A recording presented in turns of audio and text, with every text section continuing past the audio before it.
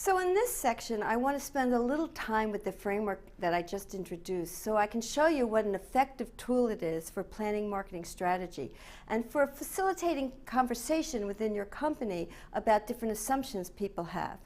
So let's go back to what the framework said. As you recall, there were three dimensions. There was the operational excellence dimension, there was performance superiority dimension, and there was customer intimacy dimension.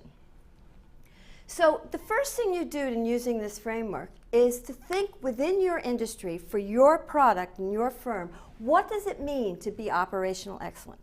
Typically these are things like customer service, reliability, cost considerations, delivery, inventory control, those kinds of things. But what's important here is that you determine what operational excellence means in your industry. And so you define that axis in terms of what your customers think, your competition thinks, and you think determines that axis. Similarly with performance superiority.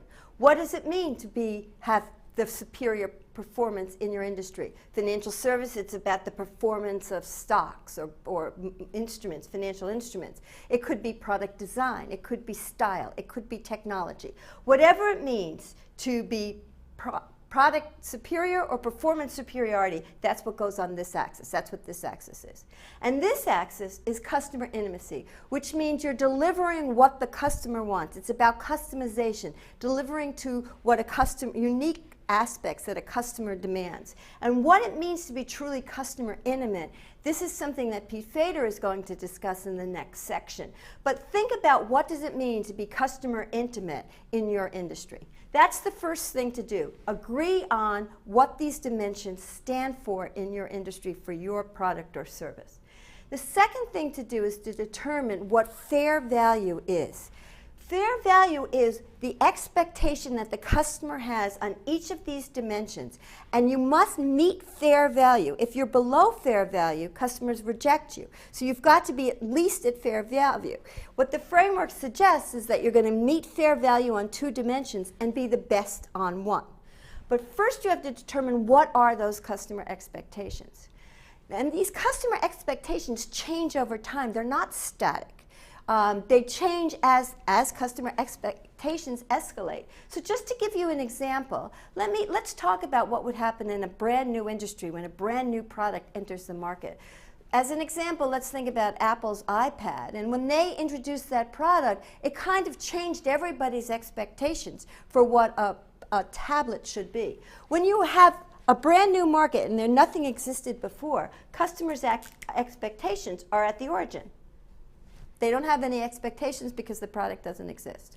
When a new product comes into the marketplace, it tends to enter with a new product feature. And so when the iPad came in, it came in with a new feature, the product features of that iPad, and that was better than what people expected, and Apple was wildly successful. Over time, people started to expect that. A tablet had to have at least those features, and that became the new fair value. So there was pressure on Apple to come up with new features, and they came up with the iPad mini. So they came up with a smaller size screen, a better resolution on the screen, different kinds of things that exceeded those expectations. But over time, those new features will become the new expectations. And you can imagine, as the product gets more and more mature, the fair value or the customer expectations can go far out. If you're in a very mature product category, customer expectations are quite high. And if you want to enter a mature category, you really have to deliver products that meet very high customer expectations. In most markets, if the expectations of product features become so high that it's very hard to differentiate and be a leader on that, many times what you tend to see is movement on the operational act. So people will deliver those benefits at a cheaper price. And over time, in mature industries, the competition here gets very high. For very efficient, low cost, and personal computers, for example, the features are quite high, and the price is driven down. And so you see very high expectations on both the operational and the performance superiority dimensions. It tends to be in mature markets that operational excellence is high, performance superiority is high, but the customer intimacy line is not as high. So this tends to be what you'll see in mature product markets.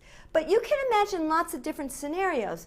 For example, in services, personal services, you might have very high expectations on customer intimacy. You expect your hairdresser to cater the hairstyle that they give you to you, so it's very personalized. It may be that they use state-of-the-art products, but perhaps they're not very good at operational excellence. So you might see in some market like that very high expectations on customer intimacy, very high expectations on performance superiority, but not as high in operational excellence.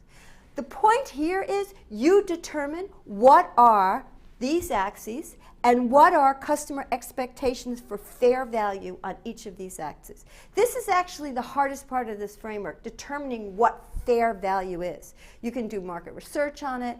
You can kind of predict it based on your experience in the industry. Some people use the average of all competition to plot this. Sometimes fair value is at the minimum and all the firms are above fair value on some dimension.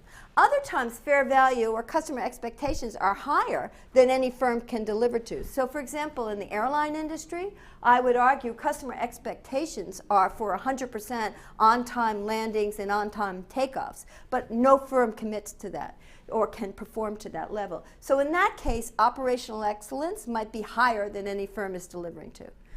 So that's the first step in this framework. Determine the axes and determine where you are, where your fair value mark is on each of these axes. So the next thing you do is you plot how your firm is delivering to fair value. So let's just, for the sake of argument, assume fair value in this industry is here, and is here, and is here. So then I either do market research or discuss it and try to get some kind of managerial insight on where my company is on these different dimensions relative to fair value. So it may be that I'm below fair value on performance superiority. Maybe I'm above fair value on operational excellence. And I'm kind of hitting the relatively low expectations on customer intimacy. So that's the next thing. Where is your firm? Then you plot where's the competition. So perhaps the competition is way below you in operational excellence, but above you in performance superiority and also hits the spot on customer intimacy. Now you're ready to plan strategy.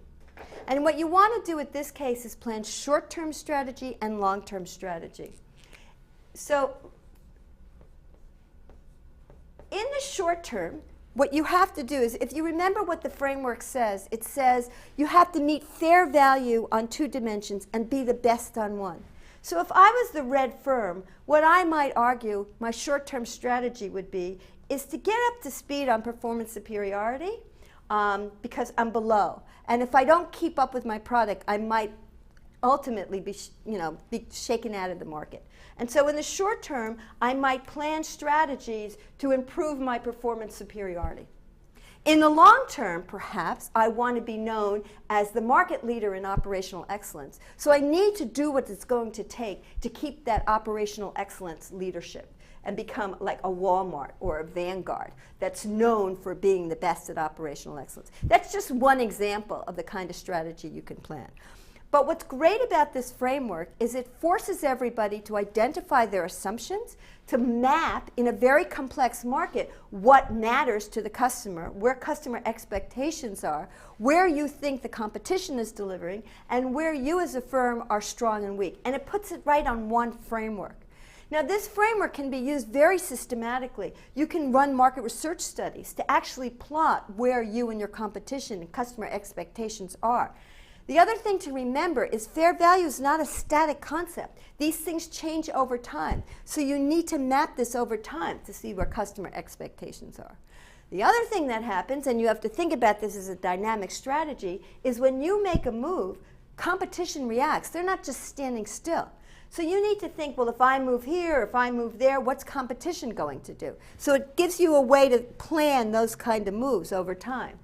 And lastly, you think about how costly it is to move up at these different kinds of things, and that might affect your strategy. Perhaps it's very, very costly to move along this product axis. And so you may think about whether or not that's the right short-term strategy. Maybe that's something you're going to do in the long term because you have to, invest more to be able to move here effectively.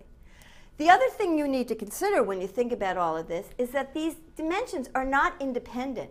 If I move along the product dimension here, I'm going to change my cost position. I'm going to change my efficiency. So as I move here, I might be lowering my operational excellence. And similarly, as I become more product featured or product focused to deliver to technology and design, I may become less customer intimate.